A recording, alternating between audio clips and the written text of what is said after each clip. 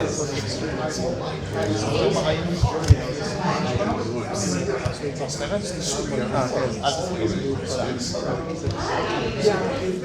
you tell us a little bit about how Chaos Reigns came about? You know, starting with about Mortal Kombat X or 9, we started doing like a second part where we add characters, add features and whatnot, and that kind of became our pattern, right? You know, with Mortal Kombat 11, we had Mortal Kombat 11, Aftermath, and then Ultimate, right? So we would keep adding characters, add story and whatnot. So that's kind of like the way we're doing our games now, right? And that's so we were pretty sure when we launched Mortal Kombat 1 that we were going to be doing years of content. And so this is year 2, right? It is the 1 year ago we announced Mortal Kombat 1 here at Comic-Con. We were in that same room, this same room, talking, and fast forward a year now, we're announcing part 2, 6 new characters, new story, Animalities, you know, all the expansion that we've done with the game.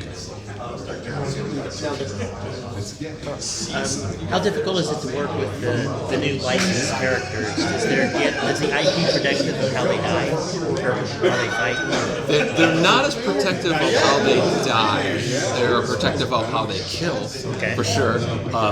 And they're usually the experience we have is they're excited to see their character in Mortal Kombat because we've had so many.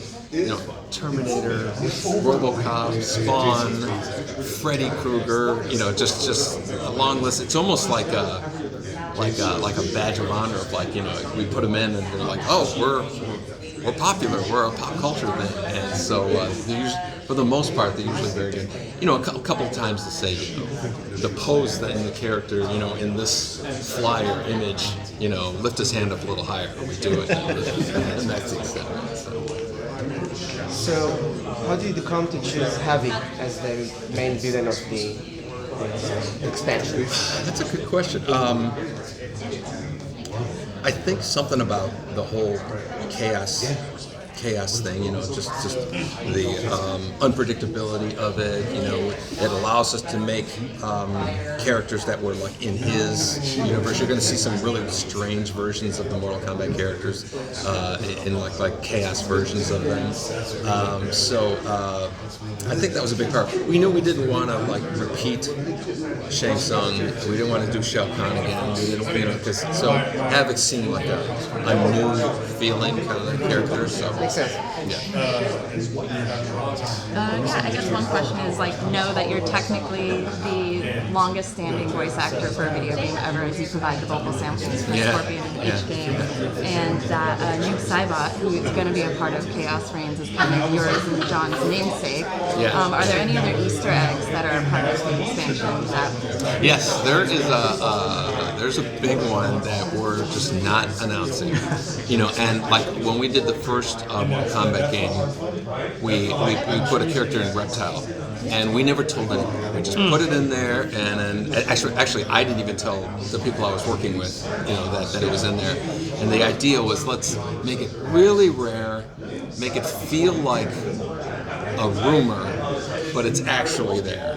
And we want to do something like that again. So that's the extent I probably want to go. But you'll definitely start hearing about it, and you'll think back to today and go, oh, that's what he was talking about. So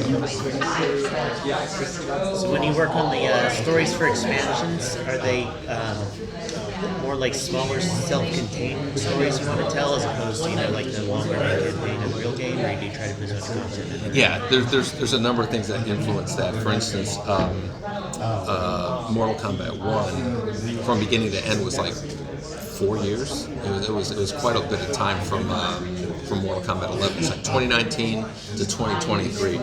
So Chaos Reigns is a year later. We you can do less in 1 year than you can in 4. So we wanted it to be more of a continuation of the story, kind of expanding on it, as opposed to telling a brand new story from the beginning. And we hope to continue it even further. and I think you just went in with this right now, but Mortal Kombat itself is maybe at least 30 years, if not more, been around for quite a while. 32 years. It's 1992, yeah. How do you continually keep that fresh as time passes?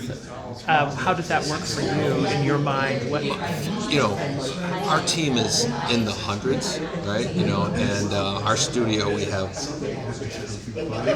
team members who weren't even born when the first Mortal Kombat came out, right? And then other ones who are, so we have like 3 generations of people, and so when you have ideas coming in from people in their 20s, people in their 30s, people in their 40s, you get a lot of fresh ideas. You know, you don't just get one generation's perspective. You get, you know, 2 or 3, and I think that has a lot to do with what, like the new features that we add coming in. Because you know, if they all came from me, it'd be a pretty boring. So. What is your favorite Animalities? We're not done with them yet. Currently, I like that pufferfish one where Yeah, makes sense. explodes. Regular one. Yeah.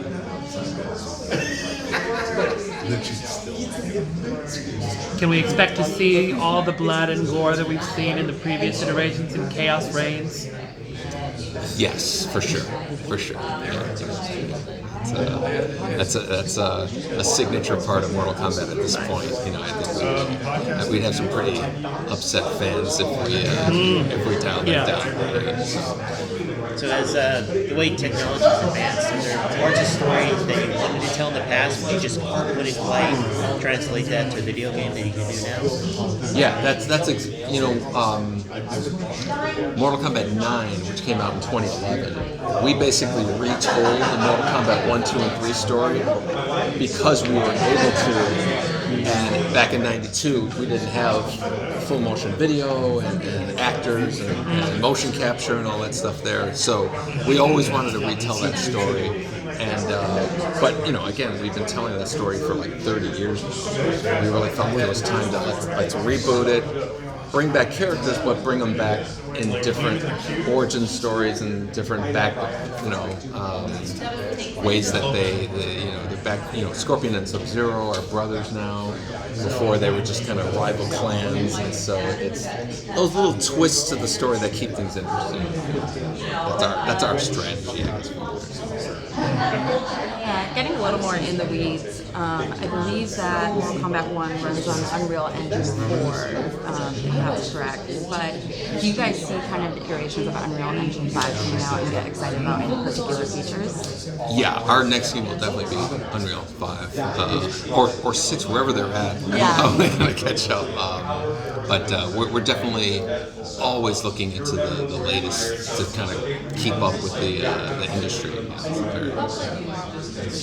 So when you do that kind of reboot of the story for something that's been around for so long, you've obviously have a fan base. Does their reaction feed into how you rebooted the characters, the story, or did you just like, we're going to do it this way because this is original?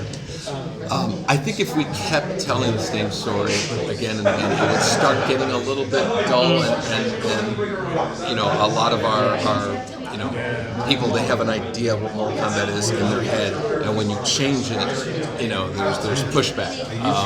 But at the same time, I don't think it's a coincidence that we're 30-something years later, and we're still, you know, as big as we ever were. So I think we're doing something right with regards to that. I really feel that players need something. We need a reboot occasionally, just to keep things fresh. You mentioned that with Mortal Kombat 1, you want to bring like all the favorite characters with different twists and turns in them. Yeah. So, how do you decide which twists and turns to put in with each fighter, especially with Cyrex and Sector that we just announced? Like, why those changes? It's constant conversations with the story team. You know, what should we do with it? What would be interesting? What would people not expect? You know, we you know, I don't think a year ago people would have expected that we would change Sector and Zyrax to be female, and you know, we're changing Noob story, and we're doing all of these things. It's basically just newness, novelty, what's fresh, and it just makes the game more interesting. Like, what are they going to do next with it? Thank you so much. Thank you. Thank you.